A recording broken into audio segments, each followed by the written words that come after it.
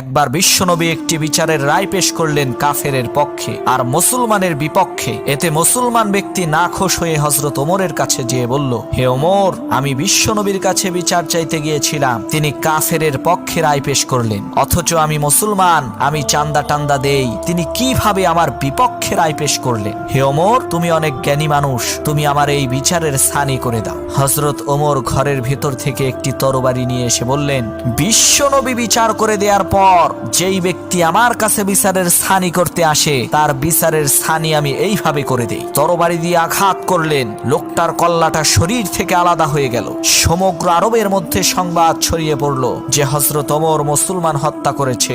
বিশ্বনবীও চিন্তিত। এদিকে আরশে আজিম থেকে মহান আল্লাহ রব্বুল আলামিন হযরত ওমরের কাজে খুশি হয়ে গেলেন। তিনি পবিত্র কোরআনের আয়াত নাজিল করে বললেন, হে নবী, আপনার রবের কসম, এই ব্যক্তি মুমিন ছিল না, সে ছিল মুনাফিক।